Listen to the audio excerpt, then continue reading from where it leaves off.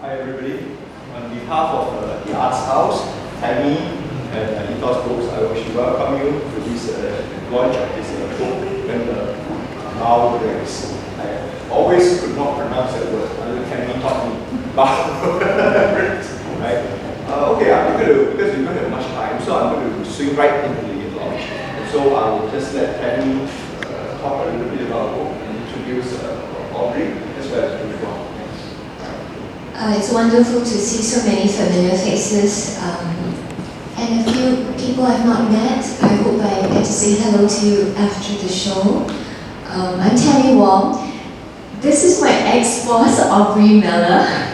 Big round of applause, please. And I feel really heartened that he's here tonight. Aubrey kept me at my previous job a bit longer. He was the reason. In his native country, perhaps he would need no introduction, being, am I saying it correctly, the recipient of the OAN award and the godfather of Australian theatre. And he helped me with the book by giving me a lot of artistic feedback, which I really needed. And right beside me is Joshua Gold. Big round of applause. Thank you for being here with us tonight, Joshua. Joshua is an old friend from childhood. His sister acted in my last book launch, and she was not available tonight, so Joshua stepped in. I'm going to let Aubrey speak about the book, When the Bough Breaks. Tammy. Correction here in that I didn't have much input. I came into it quite late, delightfully so, and I'm often in quite early with development of plays, and you have a lot of dramaturgical input, and you're called a creative editor or different names you use for that. But I didn't say that at all. In fact, all I said was, I wish there was a bit more of that, because I like that, and I wish there was a bit more of that. Just 2 points, actually. But you also said the other scene was very irritating and to take it out. A tea party. It's to do with trivia and seriousness, really. And what I was encouraging Tammy to do was to deal with the bravery of the book and the courage of the women in the book. And indeed, most of the time she totally leaves the trivia out. It could be quite entertaining, but she writes well. I had the privilege I arrived at LASALLE to take up the Dean of Performing Arts, and Tammy was at that point head of the dance program. And she didn't want to stay there long because she'd done what she wanted to do and wanted to move on, which is a really interesting thing about competing cycles and moving on, the ideas of growth. And knowing when to move on, of course, is an interesting one. And I tend to change my life every 5 years too, which is great. But I wanted her desperately to stay.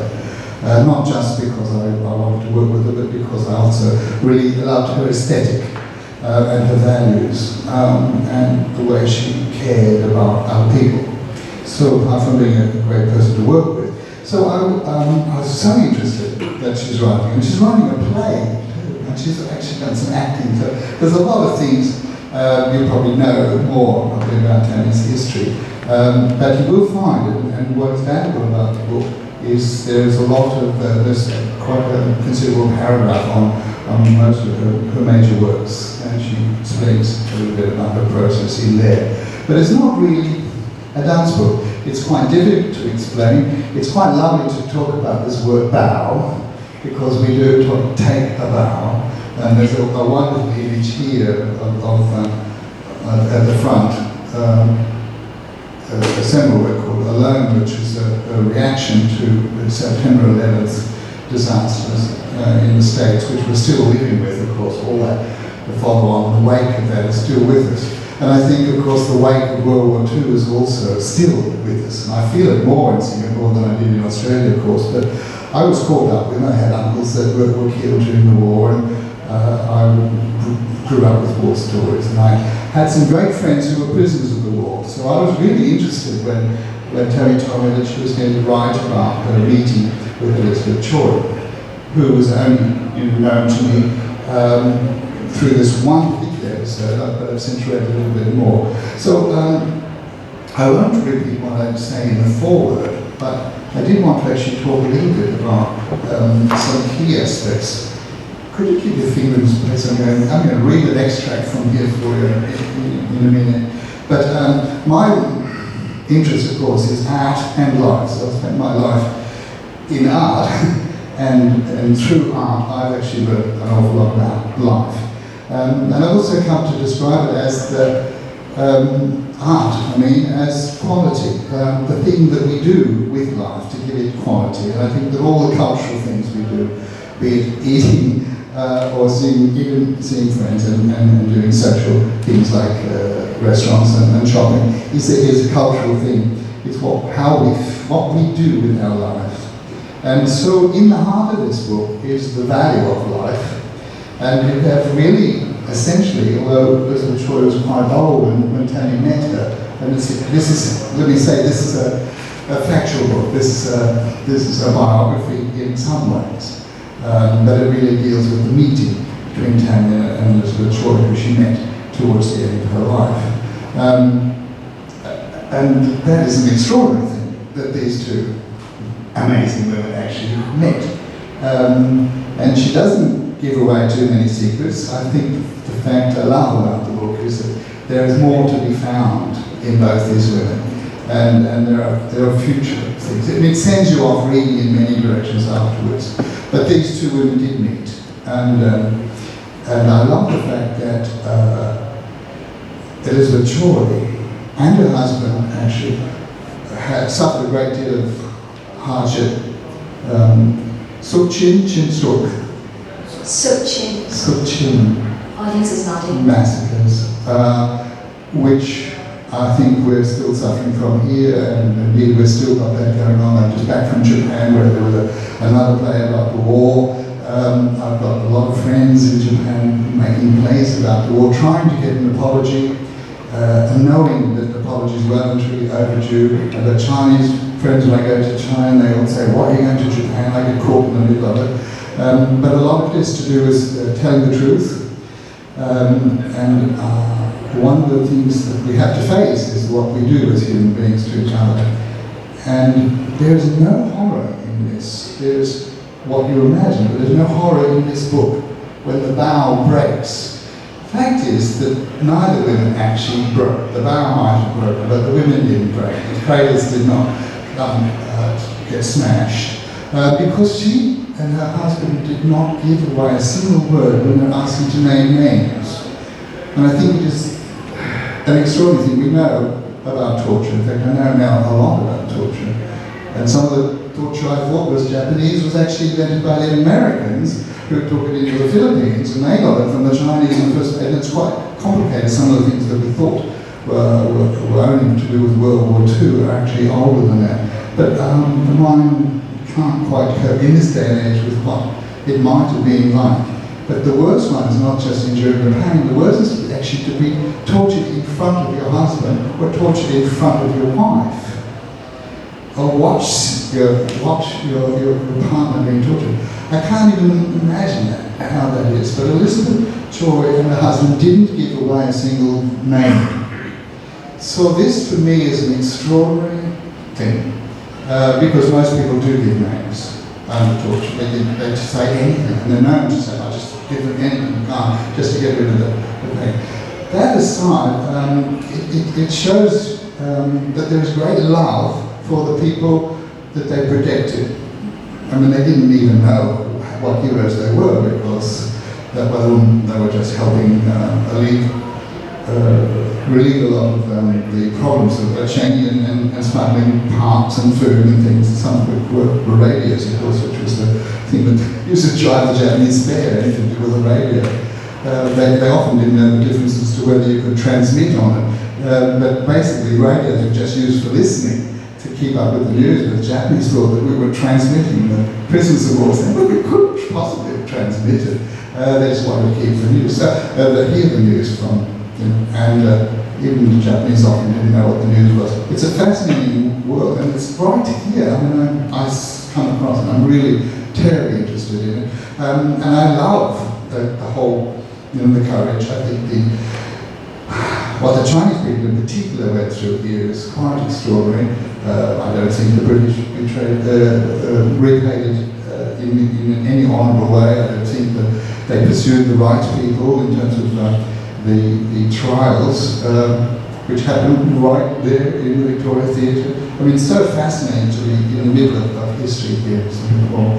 And here was Elizabeth Choy, who, that was just one part of her extraordinary life, of course.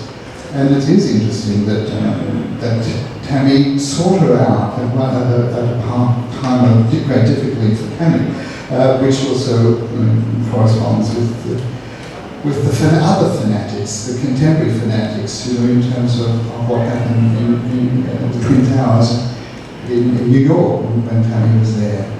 And I continually fascinated. The book has got me thinking about a lot of things, the way these things are parallel. Courage, talk about that, what Tammy was going through. But, and I do think there's not enough about this in terms of writing. I certainly want theatre to deal more with courage, with honour, with loyalty, with these big issues that, Arthur Miller and Shakespeare and other people wrote about, that contemporary plays tend to just be dealing with relationships, and you never get to these things that are really underneath everything we do. And I think it's very close to the surface here, particularly when you've got a title like the Bough is going to break.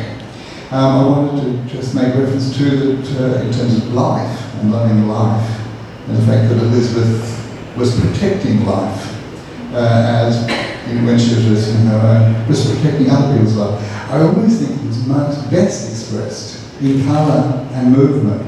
And when I think about dance, it is that first physical expression of actually being alive. I find it quite a wondrous world.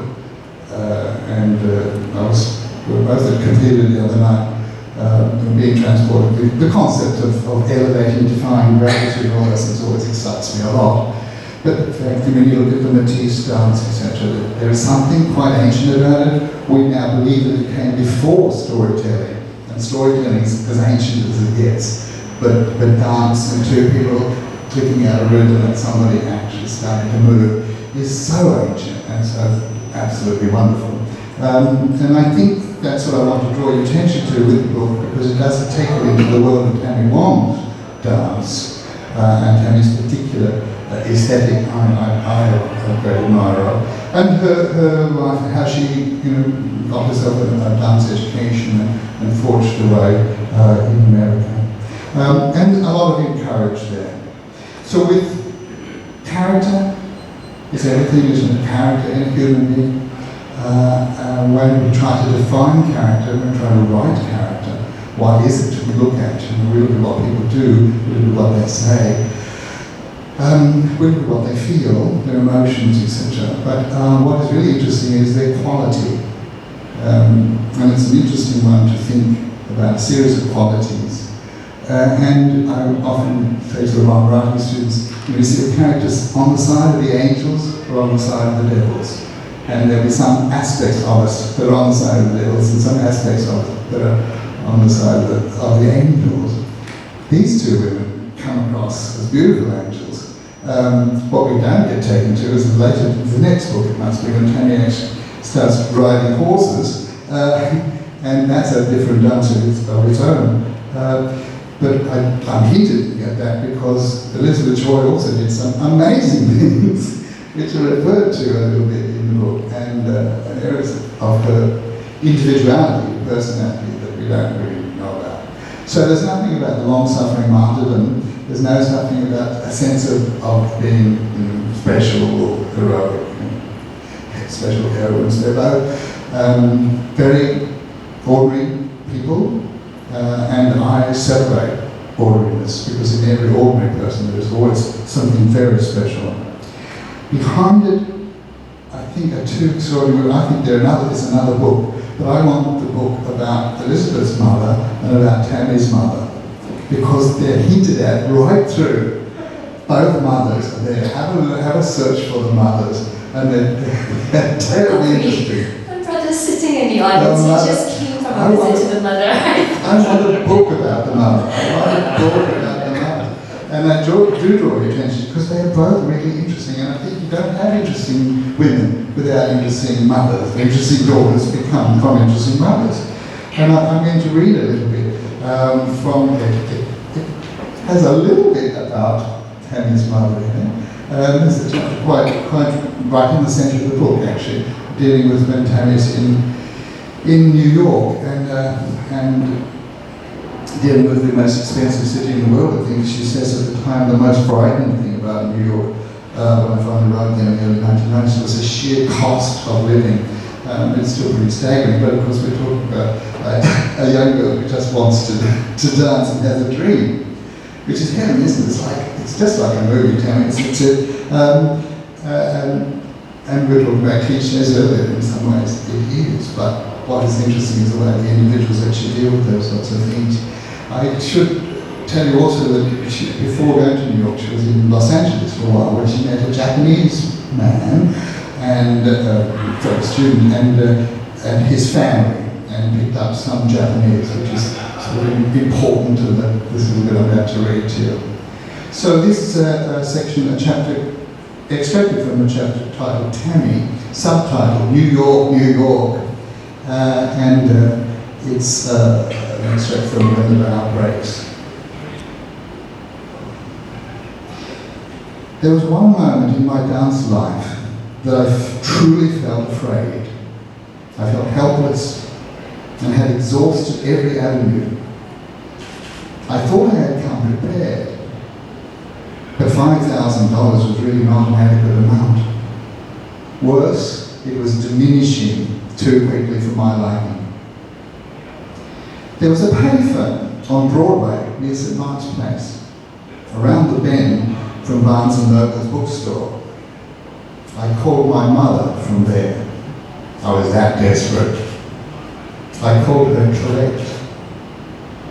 My mother listened without feeling. When she finally spoke, her words still linger in clarity till today. Well, what do you want me to do? You said it is your dream to move to New York, right? It is you who want to be a dancer. So go live your dream. Go live your dream. My mother's words thundered through me. Go live your dream, in capitals. My mother was right. I had made it here on my own. Now I had to go. Go live my dream.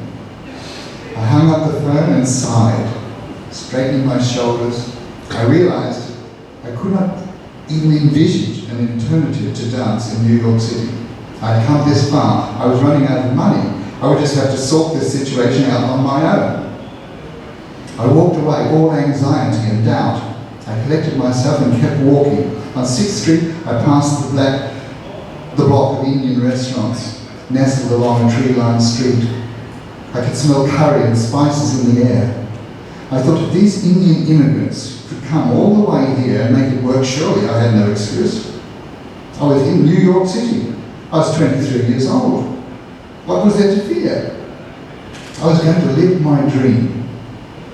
I walked deeper into East Village with steadier strides and a steely focus. I found myself on Avenue A, outside a small Japanese restaurant. The restaurant had a glass wall that revealed a cozy interior, decorated with plain, simple wood. Pale, simple wood. There was a counter that ran clockwise, with a lone chef bent over in concentration, slicing fish. The restaurant was called Takahashi. On a plain glass door, there was a small advertisement written in Japanese stating that they were looking for wait staff with experience. I didn't hesitate any further. It was late in the afternoon and I needed a job. I pushed the door open, I went inside to inquire. Mr. Takahashi was a small, brisk man. I did not know then that his restaurant was one of the most popular in East Village. I would make almost double the amount of money per night on tips alone that I made back in Los Angeles. I would also have to work twice as hard, but I would be able to pay my rent, feed and clothe myself, as well as be engaged in full-time dancing. I bowed to Mr. Takahashi. I knew enough Japanese to convince him that I would be a valued worker. I kept my desperation hidden from Mr. Takahashi. He looked at me and saw a young girl from Los Angeles who could speak enough accentless Japanese and accentless English. He saw that I was polite and determined, and he understood that I was a dancer who had just graduated college and I had come to New York to dance. Mr. Takahashi understood ambition. When he finally spoke to me in Japanese, the very first thing he said was that I was pretty. And he asked if a pretty girl like me would be able to handle the rough work at his restaurant. He said, for instance, if I worked for him, I would not only do all the usual waitressing duties, but I would have to bus my own tables, clean the toilets and the glass facade up front. I did not flinch at Mr. Takahashi's words. I nodded and affirmed that I was able to do all that and more.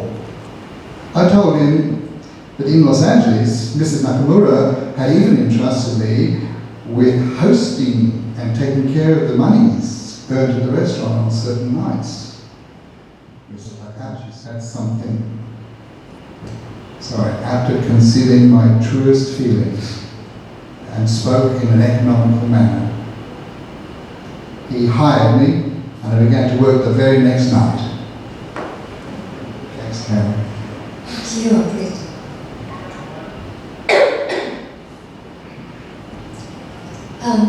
Here is where the audience gets to participate.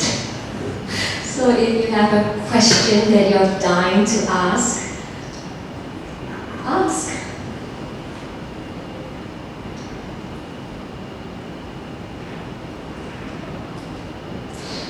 I haven't read the book yet, but I'll teach you a little bit. I wanted to point out the irony of the Japanese helping Tammy when the Japanese had tortured Elizabeth. The book's full of those sorts of things if you want to look for them. I think I shared this with you. I think of myself choreographing the book, that it has a specific structure that comes from dance. So because you come from theatre, you start finding the links, which if you're just reading for the pleasure of reading, you may not seek these things, and that's okay. But if you're curious, find them. So it's structured a little bit like a piece of choreography. We have two of you and then one Elizabeth and two of you. Yes. Originally, Ho Fang, my publisher, said you have to write this Elizabeth Choy story. It's been existing within me for a while, and it was what brought us together almost maybe 8 years ago. At that point, it was my thesis for graduate school, and I sent Mr. Fong my thesis from America. There was no book, there was just this thesis, and he was very curious, and he thought that the thesis had value. But after graduate work, I had writer's block. I couldn't write. So I just left the story aside.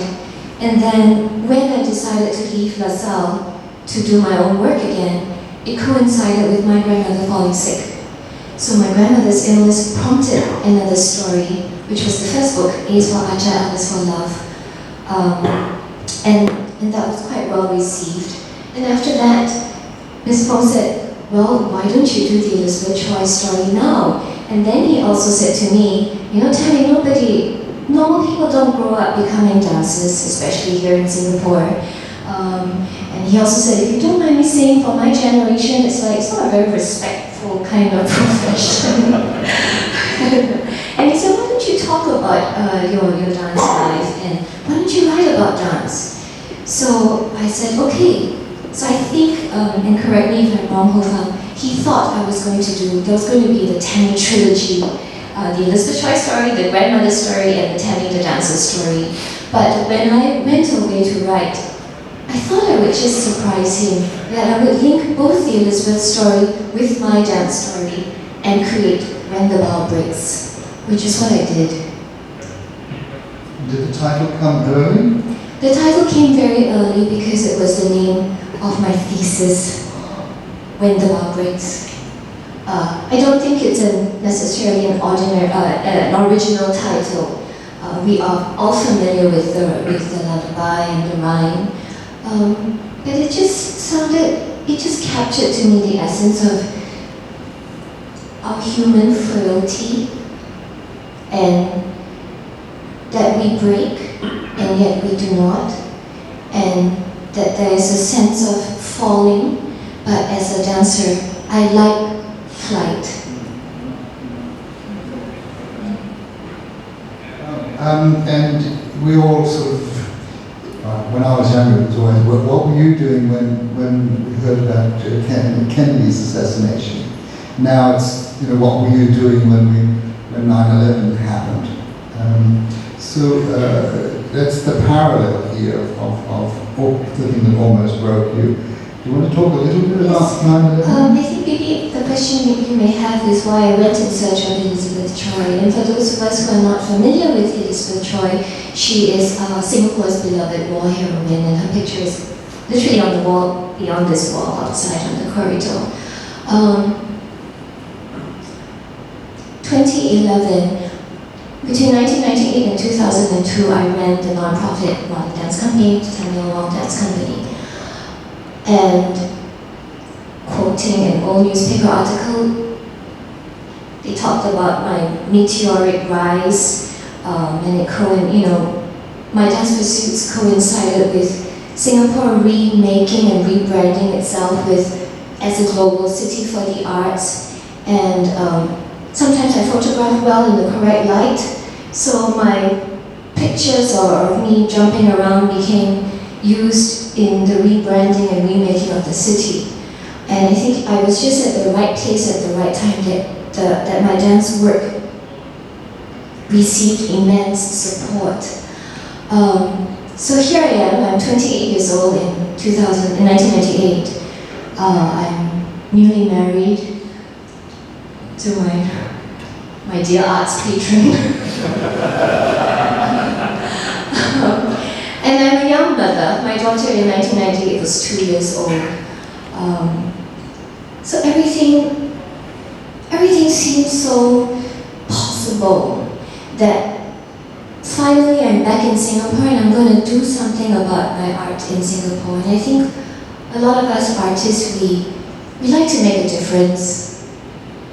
In Singapore in 1998, there was no dance work for me, or even the work that was offered to me was not what I liked about dancing. It's not how I define dancing, and it wasn't what I was doing in New York or in Los Angeles. So I thought, okay, I'll just have to do what I want to do, and I needed to do that to find myself again, because for so long all I had was dance. So 2011, August, my company was invited to perform in New York. As a young dancer, New York was like the promised land. If you can, it's a cliche, we're speaking about cliches tonight. If you can make it there, you can make it anywhere. And I have lived in New York dancing, non-starving, working really hard, but it had happened to me. So in 2011, as a young choreographer running a young company, to be invited back to New York, my promised land, with my company, it just felt like a beginning of an epic adventure. And I like adventure. We were very well received in New York, which meant a lot to me as a choreographer. I felt I had a valid voice. And in 2001, I was also given this national award. It's called the Young Artist Award for Dance. And it's kind of like the feather in the cap, isn't it? You are 30, 31, and and your company is performing in New York, and people actually like your work, and in Singapore your face is on a stamp, and you know, your husband's kind of cute. You know, and in New York, with my company, there was 4 of us, I would say to them, walk towards the Twin Towers and you'll be walking towards the theatre. Walk away from the Twin Towers and you'll be walking back towards the hotel. And they use the Twin Towers to locate and reference us. I said it every day. We were there for like maybe 10 days. We came back 3 days before September 11. And when we came back, within me, it was just this feeling of nothing's going to stop me now. It's just a matter of time. I'm going to take over SDT. I will re-choreograph completely. And you know, the ghost of Chusan will be banished forever. I really thought that. And I felt very, very brave. Then on September 11, I was fixing dinner at home, and Summer called for me to come and look at the TV screen, and I don't watch TV, so I was like, oh, no. And she's like, no, Daddy wants you to come look at it now. So I went and I saw the images of the plane. I mean, it was in real time. And it was very sad. And I think it just felt like someone punched the daylight out of me. And maybe because I kept locating the theatre with the towers, it just felt at that point in time that all my dreams were just shattered. And I couldn't believe also that men can be so capable of so much sadness. And I just stood there and I thought to myself, why dance? Why be non-profit? Why choreograph? Why worry about an audience? It just didn't seem important anymore. Let Chusan Ghost then go on. He did use some nice music. And I think it also had to do with Summer being very young. And I think a lot of women, we face this dilemma. There's always the tug and the pull of family versus profession. So, right before September 11, I lived the whole summer in 3 different continents.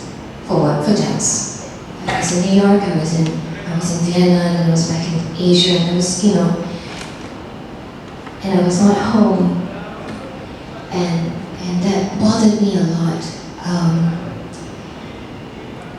Initially, when I first began the company, I thought when I reclaim myself, I'm teaching my daughter what it means to be a woman and what it means to unleash your potential. So she really was the impetus to find dance in Singapore. But when September 11 happened, dance was just no longer important. And I thought, okay, I shall be Mrs. Jonathan Chan henceforth. I'm a good cook. I do a good job mopping the floors. I'll just be Mrs. Jonathan Chan. There will be no need to push myself, to seek more, to feel restless in Singapore. I'll just be Mrs. Jonathan Chan.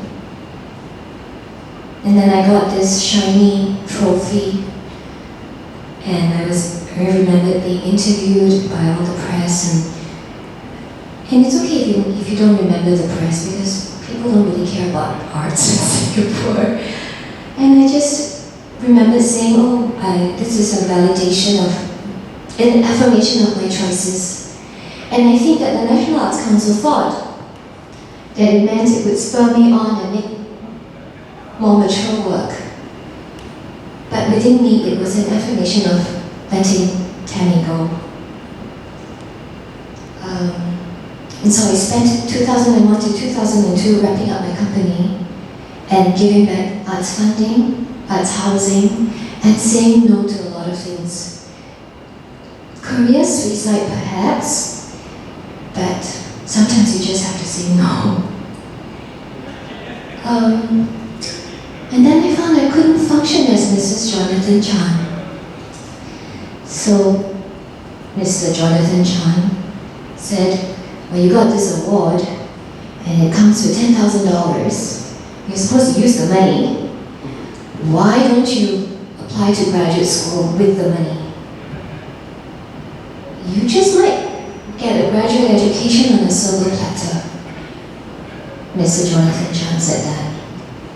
So we used the money to fly back to the States and audition for graduate school, and a graduate education was offered to me on a silver platter. And so I still stayed on in dance. But I'm segueing, that might be book 4, after the mother book. Yes, except in this graduate course, that's when you started to write about this. Yes. So thank you for reminding me. So in my this integration into Mrs. Jonathan Chan and my inability to hold myself together, the good doctor, my husband, prescribed medication or a therapist. He said, look, we need to get you help. But I said no, because I don't even take medication when I cough. I don't want to be on a happy drug. I will think of something. So I thought, maybe I'll go look for Elizabeth Choy. Because maybe she could tell me how to get my act together and how to move on. Because I didn't know how to anymore. And I thought of Elizabeth Choy because growing up in the 70s, 80s in Singapore, I think she permeated our consciousness in some manner or other. And I thought, okay, I'll go look for this heroic woman, And I didn't know anything about her. All I knew was that she suffered tremendously during the war. I thought she was a spy. And I thought, oh, okay. She got tortured and, she probably led a more fascinating life than me. But she lived on, and after the war, she went on and still lived a very productive and contributive life. Here, I need to know how to do that without dance, and I need to know how to do that post-September 11. So I started looking for her, and Julie, who's sitting right there, and you're in the book, one sentence, got wind of my research and told me that she was still alive. And then Julie got me her address, and I wrote a letter. And I sent it off to Mrs. Choy with no expectations. And one day I received a phone call, and she said, hello, Tammy. And I'm like, hi. And she's like, this is Mrs. Choy. And to control myself and not curse, I was like, oh, hello. And she said, you wrote me a letter. And I'm in complete shock. It's one thing to know that the person is still alive. It's another to have a heroic, iconic, historic figure open her mouth and call you on the cell phone. So that was, and she said, well, what do you want to know? I read your letter. She said, when do you want to meet me? And she just sort of jumped in and took over the conversation, and so I met with her, and I met with her, and I met with her. Very lucky and wonderful. If that doesn't make you read the book, I think it's really interesting to know. What is interesting is that Tammy fleshes out a lot of things that are really easy at, because her writing style is quite extremely economical, actually. But Elizabeth is voiced, so I'm interested she writes in the first person from Elizabeth, which is quite an innovation. That was a writing decision you made? Yes, I think because when I encountered Elizabeth, I had really no expectations. I went with my notebook and my pencil. think that she was expecting something or someone else. And when I stood at her gate, and of course I was like truly overwhelmed that history was unfolding before me, I think that I stirred something in her. So then my experience of her and my encountering of her became simply two women sitting down on one July afternoon, speaking as women, not as Elizabeth Choy, beloved war heroine, immortalized as, and Tammy L Wong, young confused dancer. It was just two women sitting, and she shared with me many things, and they're revealed in the book. There is a book written about her. It's called Elizabeth Choy, More Than a War Heroine. It's not published by Ethos books. But when I read the book, I didn't feel satisfied. And the person, Elizabeth, whom I was meeting, was feeding me with nuggets that was too delicious to keep to myself. So it had to be shared, I think. And I think I chose in the book to write from her point of view because it's just good fun, Aubrey. It's just fun. I referred to them in this little section here where she was masking her feelings while she's trying to talk to Mr. Takahashi. This masking feelings interests me enormously. The villains are not named in this book. In fact, usually biographies do a lot of revenge goes on. and Elizabeth's known for her forgiveness of the Japanese and everything. And she believed in a forgiving God, which helped, and you had your faith in dance. That interests me a lot, but I mean, were you not tempted to put in a few salacious things about some of the bad things that happened? And the people that caused... I think life is too short, and that the people who cause or who choose to continue giving me some pain, good luck. You know, I think that as an artist, I think life is very fleeting. Why dwell on the hurt? So philosophic, you can let go of people who hurt you. Yes. You can write. I can let go. If I can let go of a person that loves me, I can let go of a person that hurts me. And that's the art patron's biggest fear. Revenge is a huge theme and motive for a lot of atrocities, of course. I'm very interested that Elizabeth didn't do that. And no, she shared with me that after the war, she actually had to meet with the people that persecuted her because there were the war crimes and the, So she was in court and she faced the Japanese soldiers who persecuted her, and she had to identify them, but she refused. And she told me that it is not man, it is not their fault. It is war. War makes men do nasty things and do evil things, was what she said. And do you see that when you think about the Twin Towers and the fanatics? How do you deal with that? I mean, I think of people believe in evil as an existing force. I think that evil exists in all of us, Aubrey. I think that we all carry quite a bit of darkness. I don't think it's something to be afraid of. And some of us do a better job masking it than others. But I think if you were to look at darkness and light, you can actually find a lot of similarities in the two colors. I do think that. It wasn't easy writing this book because quite a bit of the material is difficult, it's dark. It was very difficult writing the chapter 193 days, which was the length of time Elizabeth Choy spent imprisoned. From a writer's point of view, it was difficult because it's the 21st century. We live in very cushy Singapore. We don't really talk much about political suffering, or we don't, or I don't. And I think I I'm making a generalization, but many Singaporeans, we like things convenient and happy, so we choose not to be politically involved.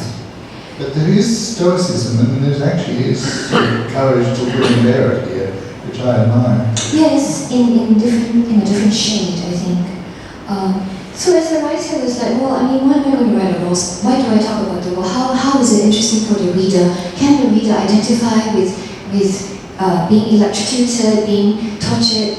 You know, I cannot.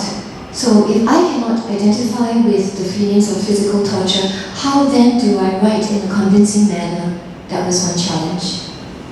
The other challenge was Elizabeth Choy came across as a very deep Christian. She loves her God, she loves God, and that's a big part of her makeup. So as a writer, the challenge then was, how do I make the Christian God interesting? Because sometimes it can be quite annoying talking about faith in that manner. So that was another challenge I had to deal with. Have we stirred up any questions by now? Any pressing questions? Because there is a segue here to some of Elizabeth's faith in Christian, in a church. Do you want to introduce Joshua at this point? Any other question? You can comment. How do you say that? About any of those things we've talked about. These are two women. I mean, the men are in there, and in the background are other women, and it gets quite personal at times. But it didn't start out as being a story of fortitude. I think I never thought of the theme of fortitude. All I was trying to do was link two stories. My dad's story, as requested by my publisher, and the Elizabeth Choy story, which needed to be told. And along the way, the stories intersected, and I think you reading it find that intersection. Oh yes, I think the fall of Singapore and the fall of the Twin Towers are probably two of the great and most enormous things in history of the world, actually. I mean, certainly from the 20th century, they're enormous things. And what it must have felt like to be in Singapore at that particular moment, and the consequences is very hard to imagine. Okay, I think my audience is quite shy. Sorry. Fantastic. So writing this, did it resolve your the ghosts of your past? I think not the writing, but the meeting of her gave me the courage to move on. And then the circumstances that unfolded in my life with going back to the States for graduate school, given that full fellowship and then the amount of support I got within the dance faculty there, and the other opportunities that unfolded post September 11, gave me the courage to continue on in dance for a little while longer. And in 2010, when I stepped away, it wasn't a decision made out of heartbreak or lack of career option and so on. It was a choice because it was very simple. I didn't want to turn 40 in a leotard, so I'm going to stop dancing now. That was the reason. I think most sessions on new plays. One of the interests everybody always had was in process. Anyone interested in pressing Tammy a little bit on that? I'm curious in your life, with knowing some of the things that you do with your time. What did you have to do? Did you have to write it before breakfast or force yourself to do? What sort of system? Because people, I'm always a great encourager. If you've got a story, please set it down. If it's only for your children, but please set it down sooner or later. How do you do it, Tammy? I think writing is like dance. You have to practice it every day. So every day I torture people on Facebook by doing a short writing exercise, and I do a visual exercise with taking a photograph.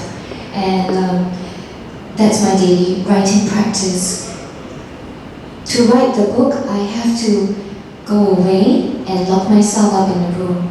So I went away.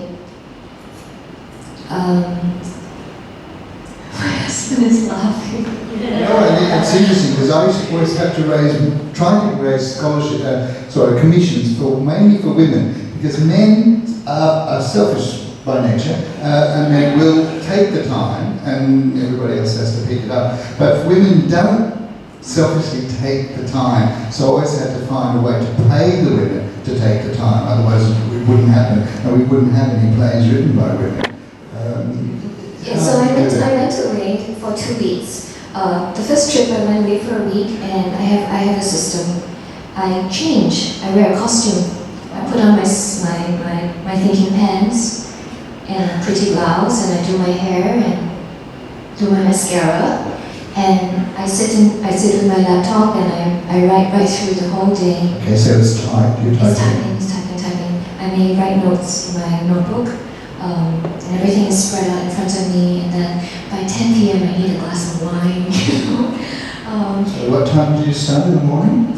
Well, I start 8, 7 in the morning. Oh, you work right through to 10 p.m. Yeah, so the whole book was, And then, I think I was over-ambitious. I said, okay, dear, I'm going to be away for a week. He said, fine, take us, go away for a week, fine. We'll survive. I physically left Singapore and holed myself up in a hotel room. I didn't even lie on the beach. And then after that week, I was like, oh, I'm just getting started. So I came back and I threw a fit. I really did, without feeling any guilt. It was horrible. So I threw a fit, and my husband said, for goodness sake, go away. And then he said, take as long as you need. And he said, don't come back. Summer and I will be fine. So I went away. Because you felt something very unfinished, and it was really uncomfortable. I felt it was unfinished. I could finish it, but I cannot finish it back home because the dogs have to be walked, and the girl needs to be fed, and the husband needs to be da-da-da, and it's just too much. I'd love to see some of their spit would be good to look at. There's just too much clutter and too much noise, and the phone doesn't stop ringing, and you have to still put on your happy face and mind your manners. So I went away again, and sometimes when it comes, yes, I sit through. I think I can be quite disciplined because I'm a dancer, so I sit through and write. Sometimes I write right through and I don't sleep. And so the book was finished in 2 weeks of me being away. And this was actually finished last year, last January. And I showed it to Ho Fang, and I think I was quite nervous with this book because it wasn't easy to write. And Ho Fang's email sent back to me there was only one word. He said, Tammy, or 2 words, Tammy, lovely. And I felt an immense sense of relief. Then he spoke with me, he said, okay, now you need to blah, blah, blah, blah, blah, blah. And I said, okay. And I couldn't write anymore. So I left the book for the whole year. It was supposed to be launched last year, and I told him it's not happening. And he said, it's okay, take your time. I'm a really nice publisher. You do what you need to do.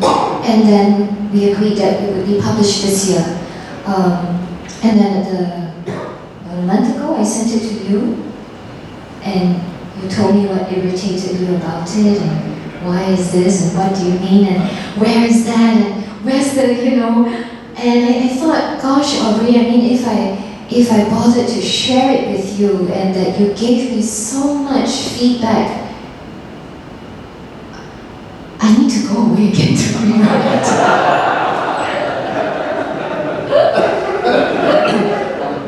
So I then told my publisher, how long more can we sort of push the publishing, the printing date?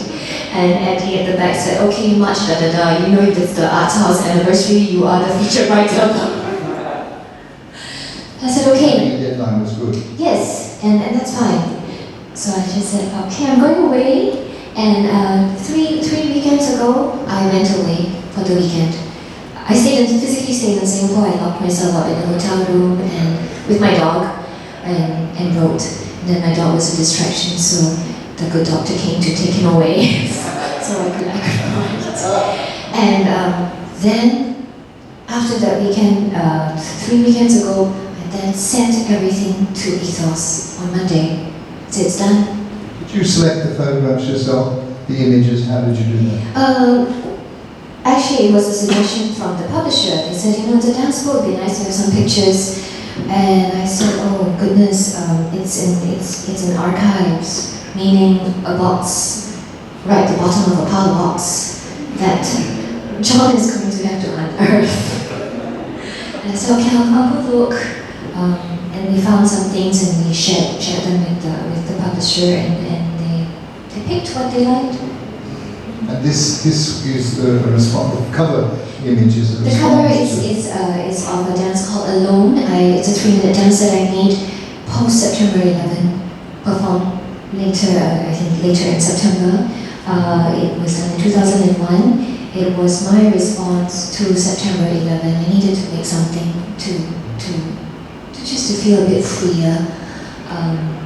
And at the show, there was an American couple that came to watch the show and waited backstage to speak with me, and it turned out that the husband's brother, he lost his brother during September 11. His brother was working in the Twin Towers and was one of the victims of the event, and they wanted to speak with me because he could not come to terms with his loss and his grief. And he is not a person that ordinarily watches dance. But when he saw the piece, it just unlocked the hurt in him. And he couldn't stop crying, and he just wanted to share that hurt with me. And I think, quite honestly, that's the most meaningful point in my dancing career, where you make something small and simple and it really touches a life. It just felt all the struggling with dance paid off. It was worth it. And originally, Ethos books had different ideas for the cover, but I felt that this made more sense to me. And this is a moment of triumph physically. Where does this occur in the dance? This occurs at the very start. I stand in a circle of flowers. There are candles on stage, and it's only a 3-minute piece. Towards the end of the dance, I'm rained upon. There's water, and I'm just rained, and the stage gets all wet.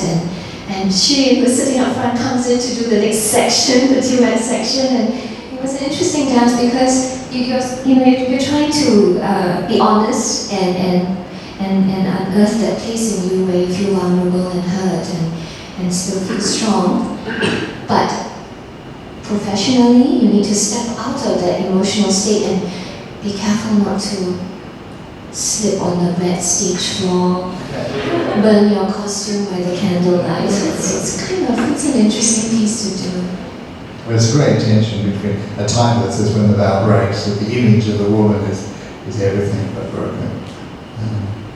I will read the last page of my book, and then Joshua will close tonight.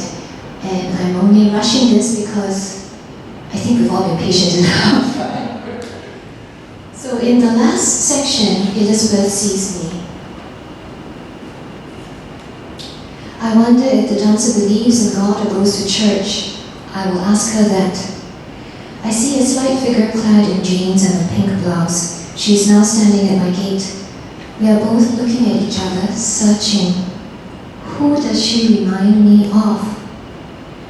Mrs. Choy, she calls out.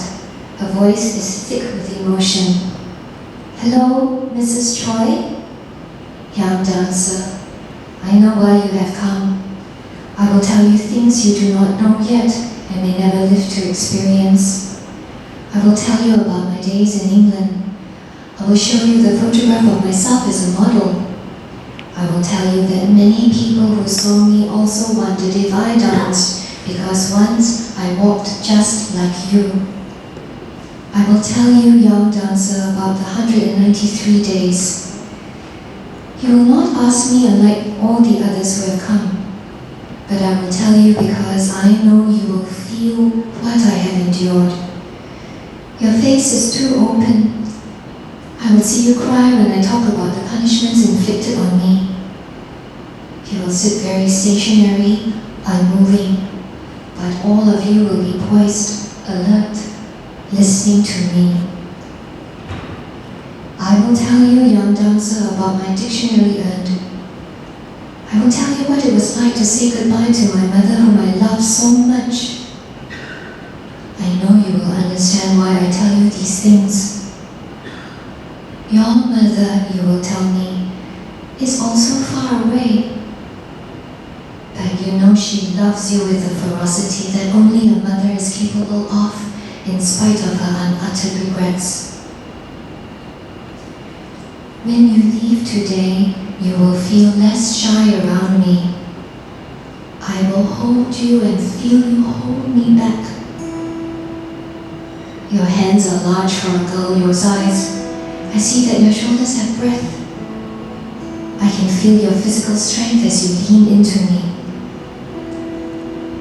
Then, I will kiss you goodbye. And you will look at me searching, believing, disbelieving. And next week, and the week after, you will come again.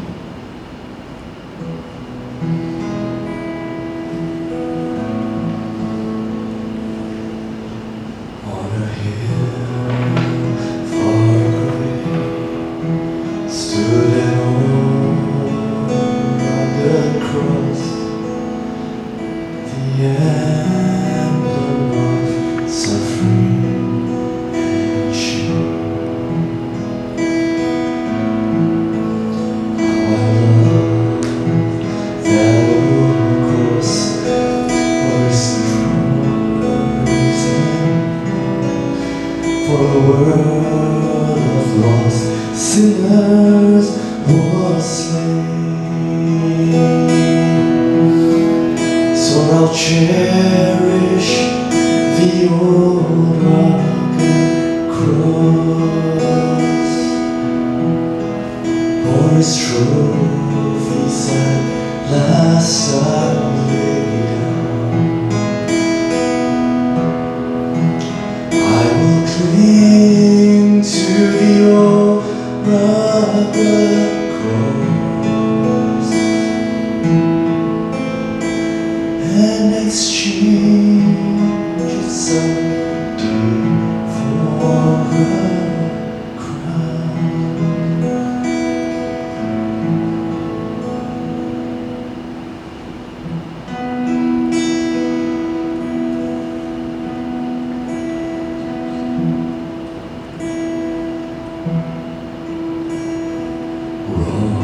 Rock-a-bye, baby, on a treetop. When the wind blows, the cradle will. When the bough breaks, the cradle will fall. And down will come baby, cradle and all.